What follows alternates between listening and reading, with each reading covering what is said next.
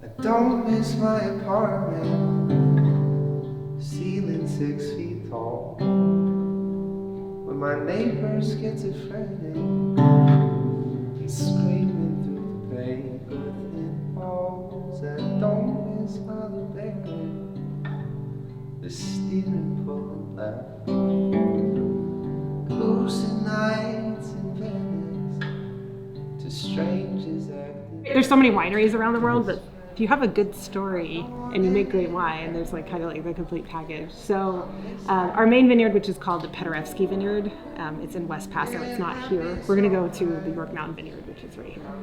But it was once owned by a famous Polish musician.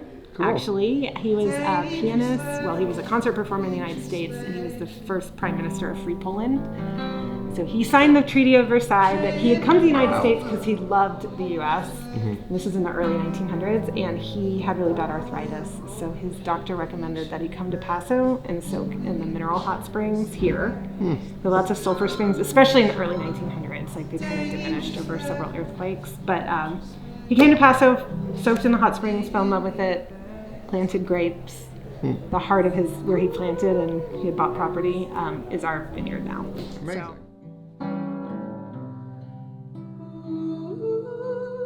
Part of the context to me having the palate of an 8-year-old is I didn't drink at all till I was 24, so I'm still new to all of it for the most part. Yeah, I kept drinking this, the white one.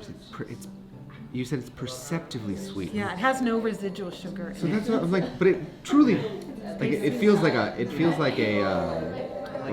riddle. Oh, like I'm pulling a fast one on you? Yeah, it feels like a trick. Yeah, so if I showed you like the analysis. It for sure tastes sweet. Yes, that's why we run the analysis, because we need to make sure. So to make sure that it's, so we want it to be dry. That means that I can bottle it without filtering it, because if I bottled it unfiltered and it was still had sugar, it could still continue to ferment in the bottle, and it would be all fizzy and gross.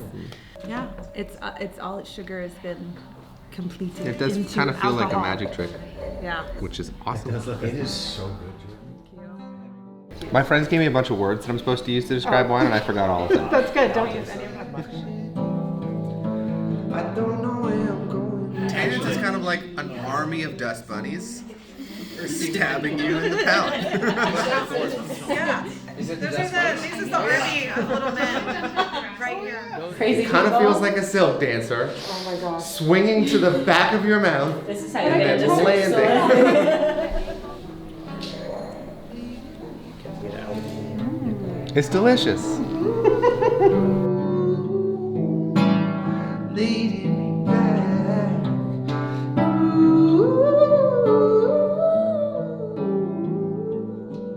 Do you think about anyone's palate but your own? No, not really, because I don't know how anyone else tastes it, you know?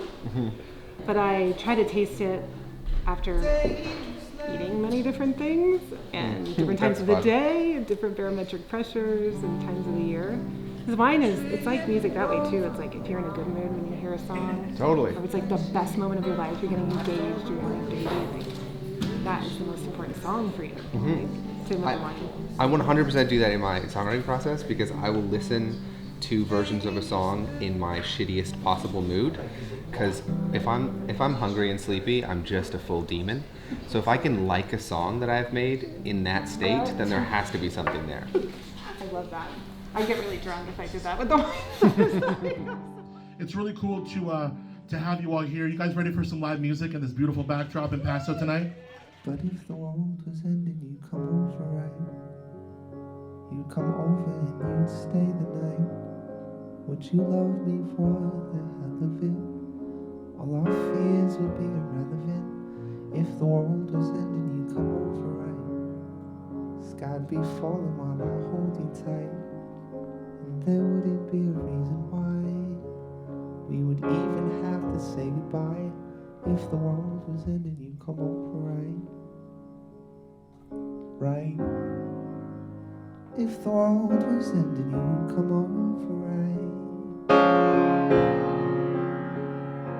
I tried to imagine your reaction. It didn't scare me when the earthquake happened, but it really got me thinking. That night we went drinking, stumbled in the house and didn't make it past the kitchen. Oh, it's been a year now.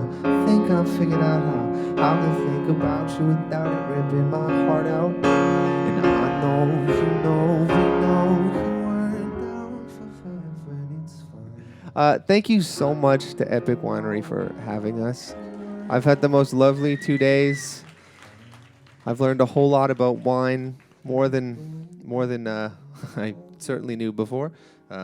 I felt quite basic, and now I feel quite elegant. Thank you to 88 Vines for letting me be your inaugural thing. This is so much fun. Shout out Danny Cooper and 88 Vines. What a cool thing we get to do.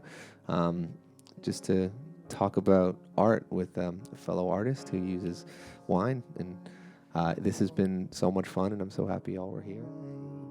You come over right. So yeah, a toast to Epic Wines, to 88 Vines. Thank you for having me, to all of you. Yeah, cheers. And I know you were down for forever, and it's fine. No one knows what it's like to be the sad goat, to be the bad goat behind blue eyes. You got an itch? You scratchy?